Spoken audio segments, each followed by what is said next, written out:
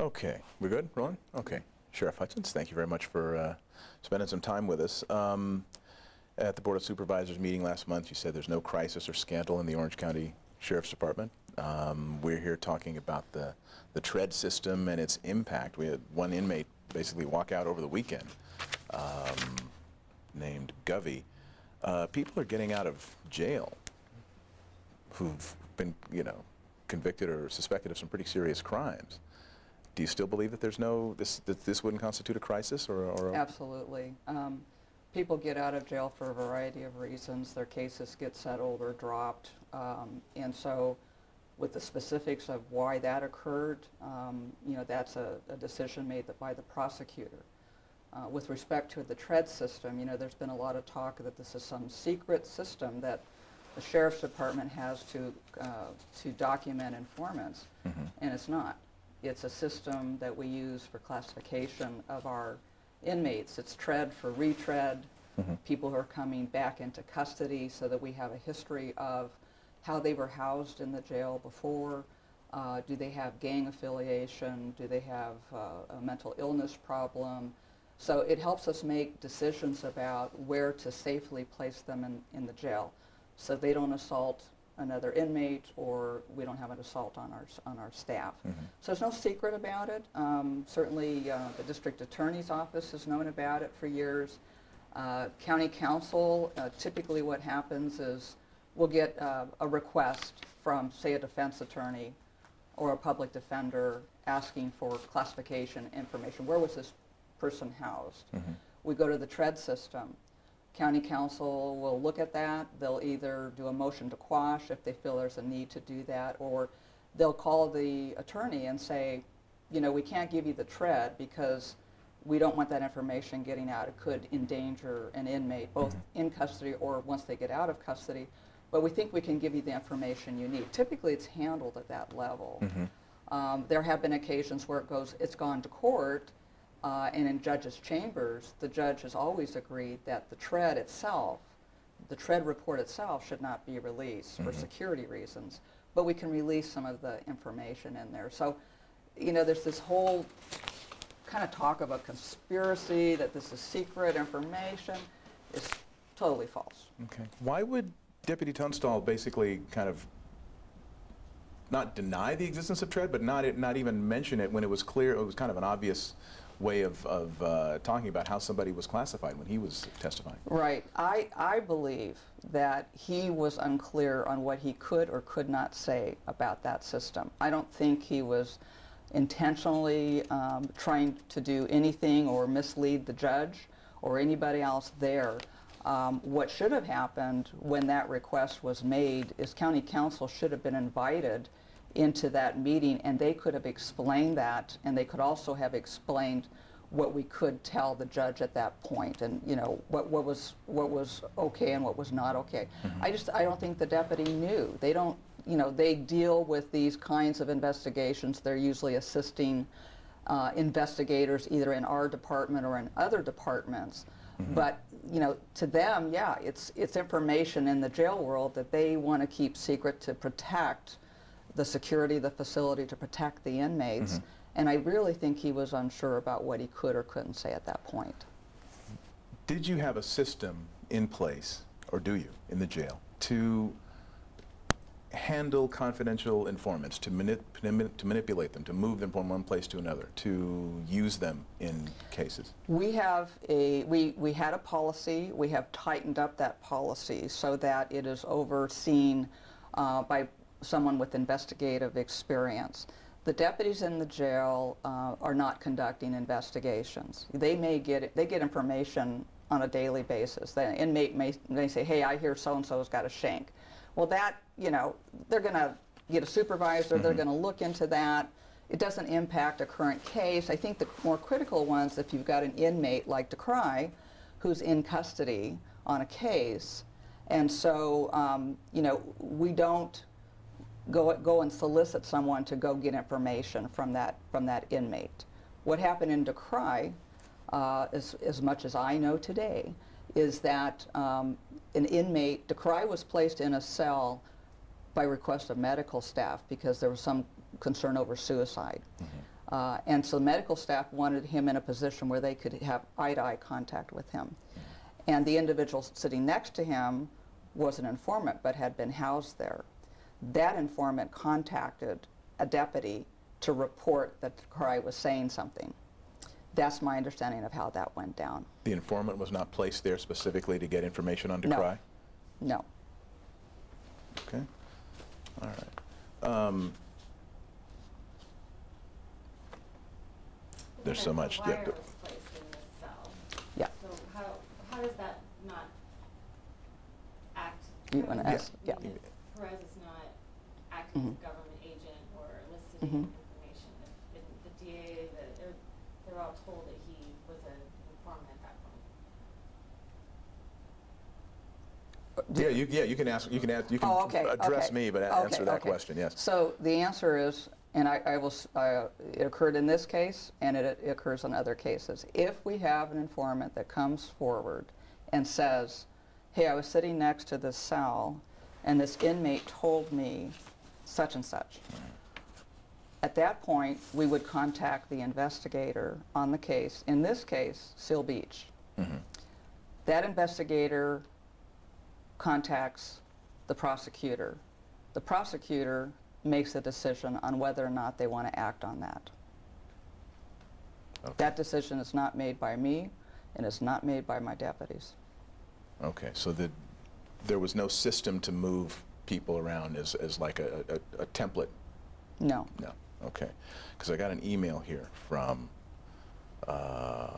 Roger Guevara to request at the intake center to, I'll just read it. I request permission to wire adjoining cells at the OCSD Intake Release Center to audio record 2 inmates. We'd like to record any conversations between Vega, Leonel, and Oscar Daniel Moriel. Vega and Moriel are documented criminal street, DELHI, criminal street gang members. Santa Ana PD Chuck Flynn has requested help in getting Moriel, a confidential informant, and Vega together and record any conversations they may have. It says here, IRC special handling deputies have come up with a plan to house both Vega and Moriel in adjoining cells. Vega's in custody for 187. Flynn believes they may gain valuable evidence regarding the murder from recorded conversations between the two. So it seems as though this individual knows of a means by which, this was done. Well, and as you said, Santa Ana investigator requested it. Mm-hmm. So again, I'm not familiar with that specific case, but again, it's as I said, an investigator from another agency is requesting that. Mm-hmm. Now, is this part of an ongoing investigation? I know Santa Ana we had done a couple of investigations together on street gangs, on the Mexican mafia. Mm-hmm. So I don't know if this is related to that, and that was done along with the U.S. Attorney's Office.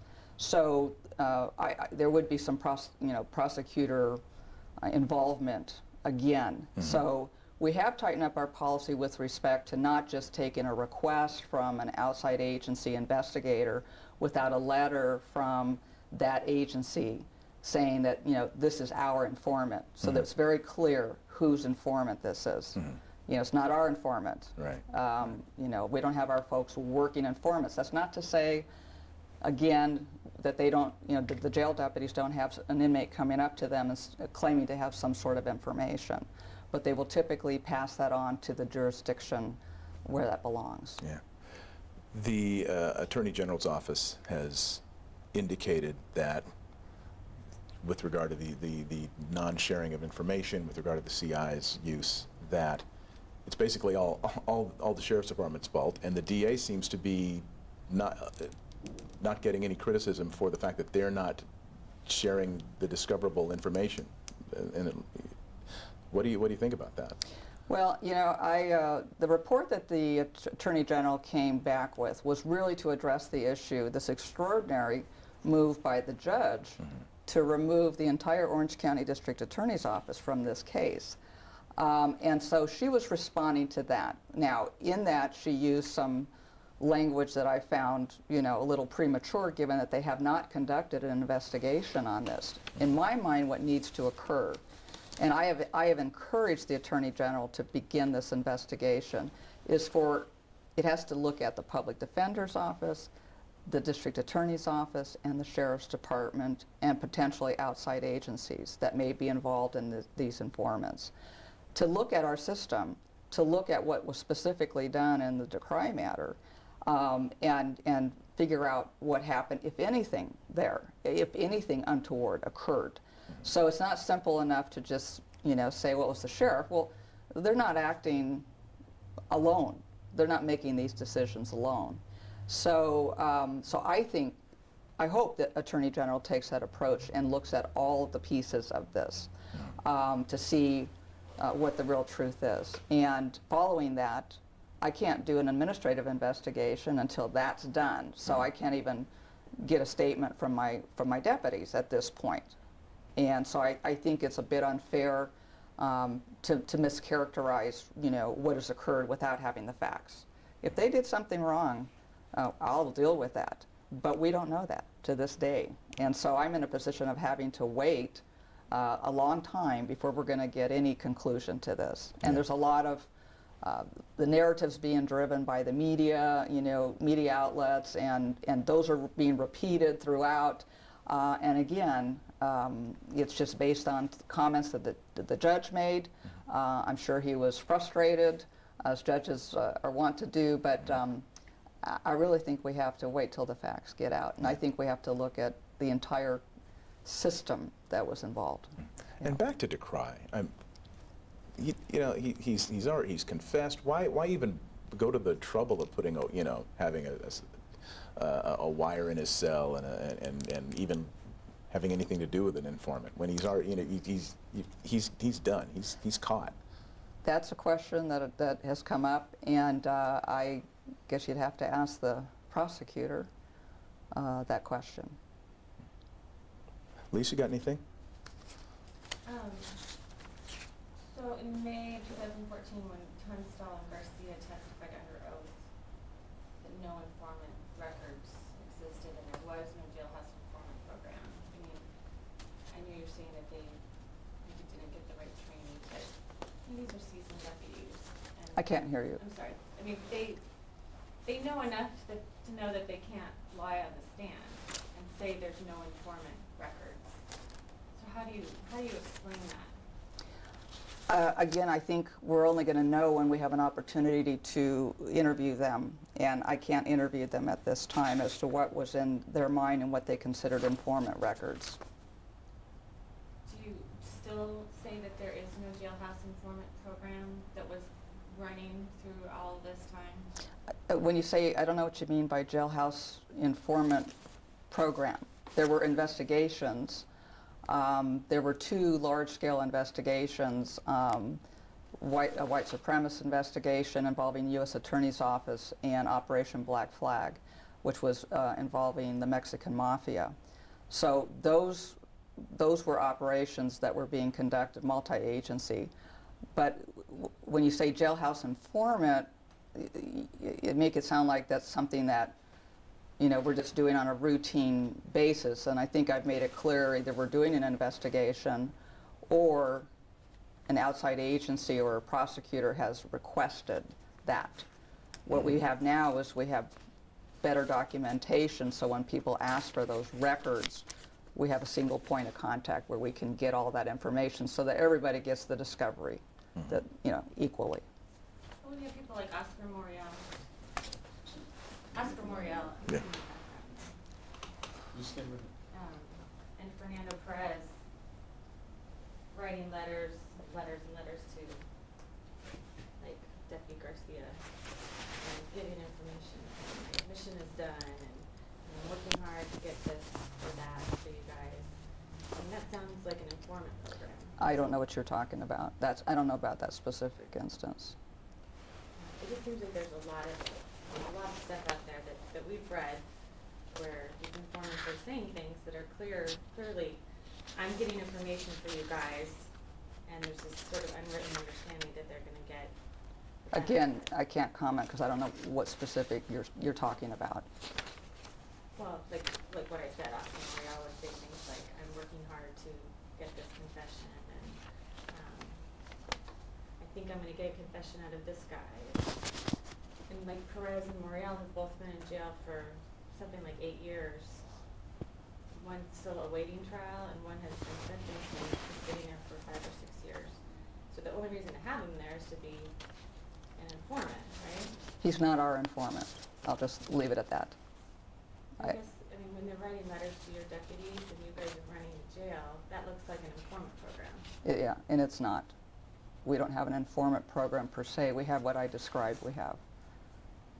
Do you think that treads that contain Brady material, stuff that's beneficial to defendants, should that be discovered on a regular basis? That's something for a judge to decide, and up to this point, they have never asked for that actual tread itself to be released, the document itself, because there is sensitive security information that could impact the inmate or the security of the facility. So a judge could do that. A judge, in fact, I think maybe he did do it in the decree, I can't recall. But it's up to a judge to make that call. But why, well, for one thing, Tunstall, you know, and Garcia would just say it doesn't exist, so there's no chance to even go to a judge and argue about it. And the defense attorneys don't even know to ask for tread. And They do know to ask for tread because they've asked in the past for tread. I think Chamberlain is the only Yeah. one that's ever come out. No, I have reports that have been given to county council where they've asked for classification information. They know of the tread. It's not a secret. It really isn't. And you could talk to county council. They'll tell you, the ones that work for us, all the conversations they've had with defense attorneys, they know what to ask for. They've asked for it before, and we've given it. Or not, depending on the case. But again, that's a motion that's filed, and it's determined by a judge whether or not the information is released or not. Is this a sheriff's department problem or a DA problem? You know, I don't know how to answer that question because I haven't heard all the facts myself. And again, you know, we're waiting for this investigation to be done. And to my knowledge, it hasn't begun. Do you think the Department of Justice should be getting involved? And there's been a lot of questions about whether the DA's office, they're doing their own independent investigation. Right. And the AG's office, and whether either one of those could possibly be independent. Well, I recommended at the OIR's, the special hearing on police oversight before the Board of Supervisors, Supervisor Spitzer asked me what I thought should happen. And I thought perhaps a blue ribbon commission such as they had in Los Angeles to look at the use of force issues in the jail might be appropriate to do. And so, to my knowledge, that's not occurring. I know you're saying the treads are not secret, but, you know, Goethals has never heard of them. No attorney I've ever spoken to has ever heard of them. When they had these long hearings where the whole reason for the hearing was to figure out the reason for movement of inmates, and the most logical place to look at them would be to look at the treads. And they didn't bring up those. No one ever said the word tread. So it's confusing about whether they're secret or they're not secret. You know, I think what is confusing the issue is the term tread. I know one of the reporters asked about, well, so you have tread. We said, well, yeah, every county jail has some system where they have classification information on inmates and where they're housed. So the reporter called San Diego and said, do you have tread? And they said, no, we don't have tread. Well, that's because whatever system they have, they don't call tread. I don't even know why we call this tread. That's just what they call it. And I think it was retread was the thought, someone coming back into custody. It's not a secret.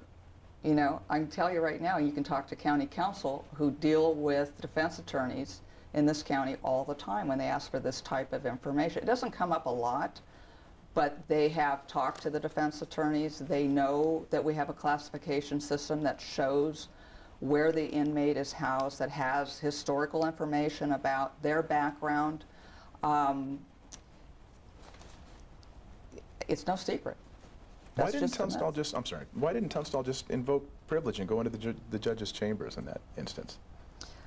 instead of I saying think what we'll he have did to on the wait stand? till we ask him, because I can't speak for him. I don't know why that didn't occur. That's why I wish County Council had been invited in to be a part of that, because they were in a position to advise him, or were in a position to explain to the judge, what they could release.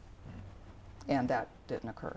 He's not a rookie, though. I mean, He's not a He's been rookie. around a long time, and he's He has. a well-educated individual too. I He mean, is. It doesn't sound like the kind of just an oversight or a mistake necessarily. He's a smart deputy with a great background. He has a PhD. Yeah, and he's got a great work history. So, I think we're going to have to find out from him. And I guess Deputy Grover said he was trained from day one at special handling and never mentioned Prez. Mm-hmm. Again, it's just confusing about whether, I know not all tread has to be discovered, but if there's something in that part of the classification of records or treads or whatever you want to call them that's beneficial to the defendant, why should that not be turned over? Should it not be turned over just because it's part of the tread? And why do they have to go to chambers? Why wouldn't it just be turned over voluntarily? It's handled like any other piece of discovery. The defense will make a motion and ask for specific information. And so, our county council will say, yes, we can give you that information, or no, we can't give you that information. And then at that point, it would go before a judge to make a decision on that. We can't anticipate what the defense attorney is going to ask for or want. It's just legal procedure that they would ask for something, and we respond to it. Again, we go through county council, and they handle that part of it. Now, with respect to the classification deputies being told that this is a secret system, I really think that that got overemphasized, and now we've corrected that. We've done some training to explain what it is, and of course they don't deal with emotions, though. See, the deputies don't deal with that part about what gets turned over. Mm-hmm. That's handled by county council, so they wouldn't know. They wouldn't necessarily know that in the past we've turned over the narrative of what's in that tread that would show where the inmate was housed and why, and certain information about that. But most of the judges have said there's no reason to disclose the whole thing. This particular attorney is asking for just this piece of information. Mm-hmm. And that's not like any other kind of discovery. So. I know there's this issue of having to finish the investigation before there can be any kind of possible consequences for Garcia and Tunstall, but when the public hears now that these deputies are refusing to testify in cases, what should they think about that? Well, only one of them that I know of has said, and he hasn't said it to me, but it is reported, and he hasn't denied that he said that he would invoke the Fifth if he was called to testify. To my knowledge, he has not been called to testify, and he has the absolute right to invoke the Fifth. He's not in a position where he's out making arrests, where he would have to testify in court at this point. So, we're going to have to, again, given what the judge has said, I can understand he has some concerns. He has an attorney. Mm-hmm. He has a right to the legal process like anybody else. And we'll just have to wait to see what the investigation says. But right now, we have a couple comments made by a judge. We don't know what happened. We don't know what the deputy was thinking. We haven't heard his statements or their statements about what occurred. Mm-hmm. And I know we're all in a big rush to put a nice, neat bow on it, but sometimes it just takes time to get there. Are you concerned as a law enforcement officer about defendants, about all the number of cases that these two deputies in particular have been involved with, Tunstall and Garcia, and about the impact of that causing people to walk free? I mean, does that concern you? Of course, it always concerns me if someone is going to walk free that should have been in custody. But remember that these two deputies are not the only evidence in a good, solid case on anybody. If we've got a good, solid case, or an outside agency has a solid case on somebody, it's going to be more than these 2 deputies, you know, and an informant, what informant said or didn't say. So, and cases, I will tell you, are dropped for a variety of reasons, and those decisions are made by the district attorney. You know, sometimes you've got a gang victim, a gang witness, you know, gang suspect. They don't always make the best, you know, witnesses in court, and sometimes those cases are pled out. Narcotics cases, same thing. And these are gangs and narcotics cases. They're the primary cases that informants are very helpful in solving crimes. So, you know, law enforcement's been using informants forever, and it helps solve a lot of crimes, but of course you've got to make sure that on the veracity of the informant, you got to make sure that the informant is handled properly, and that we're, you know, that we're abiding by all the laws, particularly when you have someone who is in custody, a defendant, and has counsel. So we've got to make sure that we abide by all of those laws. So, yeah, you know, nobody wants to see a case get dropped, but then you've got to look at why was that case dropped? Was it because the deputy didn't testify, or was there other issues there? And I would grant you that every case is going to be different. I think a lot of the cases are being dropped or put down now because of records having to do with some of these informants that were never turned over. So I know you don't know all the details of, and I don't know them all either, but like Palacios, he walked free, got off on one murder, scot-free, and he got a plea deal on the other and walked out of jail. Leonel Vega got a big plea deal and he'll be out in 4 years instead of life in prison.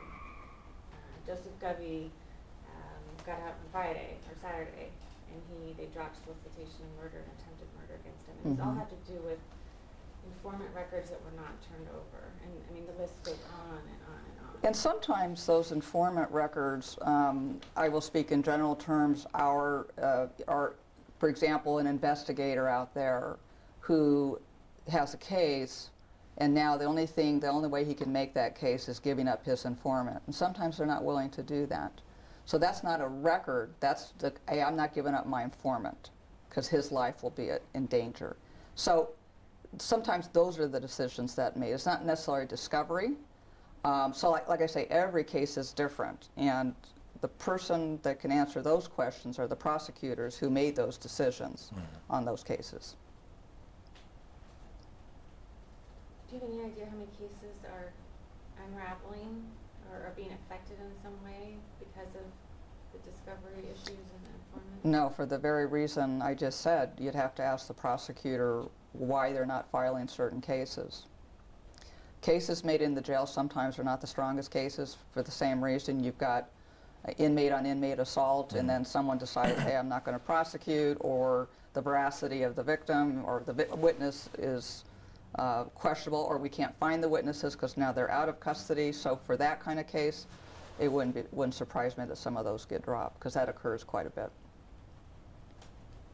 Are you looking into the cases that these deputies have been involved with, Tunstall and Garcia? Just the cases, not necessarily them, but just looking at the cases they've been involved with. I have not, but that will certainly be part of our investigation when we can do an administrative review. Right now, I don't want to do. Is anything preventing you from just not investigating them necessarily, but just looking at whatever potential impact this could have? Looking at the cases that they've been involved with and seeing if there might be a problem. I have not done that. I would imagine that if that was a significant problem, I would be hearing from the DA about that, and I have not. Do you think the DA's office should be recused from the decry death penalty case? You're asking me a legal question, and What's your opinion? that's out of my, no. No, that's not within my purview. That's the AG's purview. Did you feel a little bit like they were throwing you under the bus when that brief came out and it basically... I really think that the wording could have been better. It was almost a foregone conclusion without conducting an investigation. But their purpose was to make the point that at this time there was nothing to suggest that the DA's office should be removed from the decried matter. So I think that's what they They're were. trying to keep the DA just as clean as possible. That's where they were going with that. So, I did find, I did find it troubling that it was almost like it's true, but they have not conducted an investigation. I know you're not, in all the nitty-gritty of all of these cases, but it seems odd that Fernando Perez, the informant, I have a big jail of 5,000 inmates. He happens to end up next to Scott DeCrime, who's in next to him, gets a confession. He moves next to Daniel Wozniak, gets a confession. And he just happens to be in all these places, and all these people happen to confess to him. It just seems more, I keep hearing it's coincidental contact. It just happens. Well, you have to remember that all these people, informants, and someone like DeCry, are going to be in special housing. They're not going to be in general population. They're going to be in special housing someplace. So inmates that are informants are going to end up next to inmates who are in special housing as well, which is, based on a crime that they've committed, a sensational crime. We certainly can't put DeCry out in general population, and we can't put Wozniak out in general population. So, I explained with respect to, I have not looked at the Wozniak matter, but I understand that was heard on Friday, and to my knowledge, there were no allegations against Sheriff's Department mishandling anything founded by the judge. With respect to DeCry, I explained, how that occurred, and when you talk about special, what was the term again you used? Not special handling, or these sensitive populations. Protective custody, if you will. They have to be placed in an area where they're safe. Any type of newsworthy, Wozniak and DeCry, very newsworthy. They know who they are. We want to make sure that they're housed safely. How big are those sections of the jail? How many? I mean, approximately how many beds would there be? How many inmates would be housed in that section? I don't know. Do you know? Well, the full mod is 192, and in each sector, there's 6 sectors, so 192 divided by 6. And so there's 16 cells in each sector. Okay, 16 cells in each sector. Each cell can hold 2 people, but in the special handling units that the sheriff's talking about, typically, because of their special handling Right, there might be one. Right, okay. So it's probably only 80 to 90 in a place that could hold 192. Okay. Yeah, they're seldom full. Okay. Right. Yeah. Okay, so when you talk about, and forgive me for not understanding that, so you 16 modules. So there's, a module would be what? So a module would be a whole housing location. Okay. So in module, let's just call it A. So then you'd have 6 sectors. So sector 1, sector 2, 3, 4, 5, 6. So it's kind of like a pod. So you have 3 to the left and 3 to the right. Each sector, each one of those 6 sectors has 16 cells, 8 at the top and 8 at the bottom. Okay. So with that type of distribution, it does seem kind of odd that somebody could kind of coincidentally end up right next to somebody, time and time again. There's enough, it seems as though there's enough ways that someone could be distributed where if it's random, maybe he's on the bottom floor and DeCry's on the top floor. You know what I'm getting at? I wonder if, how random could it be if it just seems like time and time again they're right next to somebody? I don't know the answer to that question. Okay. There's a couple of these cases now where people are on death row, and they claim that they didn't have a fair trial because they weren't given information about, informants that maybe are not the best witnesses. They didn't know that they had these informants that had histories testifying against them because it was never turned over. So there are people on death row trying to get new trials because of this. And there's a guy, Thomas Thompson, who was executed. He never got discovery. And I know that's more of a DA's issue, but is it troubling to you that, it's going to be life and death for people? Well, of course, nobody wants, we want everybody to get a fair trial, of course. But you're right, that is the responsibility of the district attorney and the defense attorney and the judge. And if the DA's office says, Sheriff's Department never gave us that information. You know, like I think they said that I'm not sure what information you're talking about. Are you speaking hypothetically, or are you speaking as a given there case? was one case where I think that Tunstall said he turned something over to the DA, and the DA said they never got it. So I just, you know, I feel like everybody's kind of pointing fingers at one another. Well, no, I'm not pointing fingers at anybody. I'm just telling you what I know, and I think the investigation will bear out, hopefully, what occurred here. You know, I don't think, you know, with discovery, it is a question sometimes of knowing what to ask for. It's on our side, it's a question of understanding what people are asking for. I don't think anybody gets it right 100% of the time in terms of discovery. One of the things that we've done is we've brought the district attorney came over and really looked at the whole system so that they could understand, you know, how to ask for certain things. And we also educated our folks on, you know, what the prosecutor may be asking. We have a central, you know, place where they can go, and that person can pull information from all these different, sometimes the information is contained in different areas. And it's a matter of being able, knowing where they're at and pulling that all together. So. Do you guys keep a list of all the informants that are in jail? And I know there's this ongoing question about whether they're signed up informants and whether they're working for different agencies, but is there some list somewhere of all the informants? There are, as I said, if it's an outside agency requesting, we will have a letter on file if they've asked us to do something with that informant. And so we do, for the ones that we know about, we do have files so that if there's any discovery, that they'll be able to get that information, and we have centralized that. Is that a recent development? Or That it's with one, yes, that it's not, we just tightened it up so that it's with someone who is very familiar with investigations. Part of the problem is, in this case, in the Decry case, is you have district attorneys who, deputy district attorneys who work narcotics or gangs. They understand what's required with informants. They work with them all the time. Mm-hmm.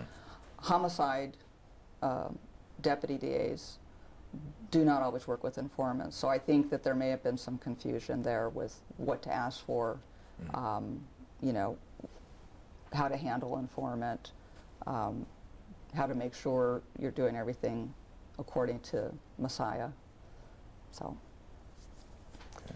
The internal investigation that you're conducting, you said it's kind of on hold until after the AG's Right. office? We cannot, if we start an administrative investigation, meaning I compel him to speak, the deputy to give me a statement, that can jeopardize any criminal investigation. So if the Attorney General finds that the deputies did anything of a criminal nature, I don't want to jeopardize that investigation. So I have to wait.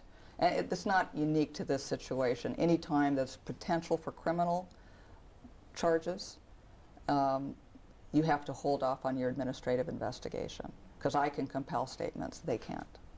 And can you say what that investigation, I mean, is it looking at possible perjury, or is it looking at a range of things, or will it look at a range of things?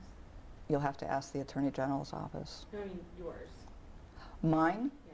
I'll look at what the Attorney General came up with, and then we'll interview the deputies based on that and what we know so far. The search for, so Tunstall said that he didn't manage informants, that's not part of his job, but then there's this search warrant that you've probably heard about where he says his job in special handling is to manage and develop and identify informants. And so then he was sort of faced with this, was I lying on my search warrant affidavit, or was I lying on the witness stand? Well, I think, and again, I don't want to speak for him, but you know, my feeling is he was a participant in those two large operations I talked about that occurred inside our jail with the U.S. Attorney's Office and with other agencies. And so he was a big part of that. So does he recruit informants out there? No. You know, I think with respect to those two cases, he worked with those gang investigators and on those two operations in the jail. So that might be, you know, again, he's going to have to answer that question, but that might be, you know, where the confusion lies. I mean, do you think they were lying on the stand when they said under oath, these records do not exist? I can't hear you. Like, I can't, I'm sorry. Do you think that they were lying when they said under oath, these records do not exist? I don't think that they were lying, Why not? because that's not the character of these people that I know. I think it was a misunderstanding about what they could tell the judge and what they couldn't tell the judge. And this could all have been avoided had county counsel been able to be present during that discussion. Why And they weren't weren't. Why weren't they? Well, I'd ask you to talk to county counsel. Okay. Are we, I don't do, Yeah. are we missing anything? I don't think so. I think we're good. Anything you want to say? I mean, I know Gothel's, part of what he said is that this whole mess has delayed justice for so many members of the community. Well, you know, I think it's unfortunate, but I think we're going to find that there were a lot of things that played into this. And, you know, we're just going to have to get to the truth. We are where we're at.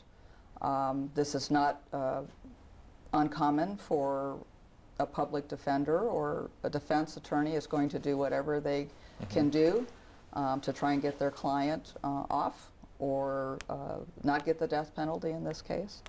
So I think we have to be sure as we move forward that his rights were respected, and I think that's why it's just taking some time. Do you think some more big shoes are going to drop? Do you think some more people are going to walk between now and the time this is all kind of resolved and put to bed? I don't know. I don't know. I don't make those decisions. So, just so I'm clear in my mind, that do you think there were mistakes made on part of the department as far as not knowing that they shouldn't vote, not really understanding this grading material? Or what do you think the mistakes were that? I think that some of the mistakes we made were with our policies, and as I said, we tightened up those policies so that we have a single point of accountability when there's things being asked for. And we work very closely with county counsel, what we did before. We continue to do that. Training the deputies and explaining, you know, what they can and cannot talk about. And, you know, it wasn't my choice not to have county counsel in that room that day. I think they should have been. I think we could have avoided all of this had that occurred. So I think we've done what we can to tighten that up and get some accountability for investigators that do not work for this department. If they're requesting something, we're going to have that in writing. You know, that's going to be vetted to make sure we're not violating anybody's rights. Okay. All right. Thank you. Thank you.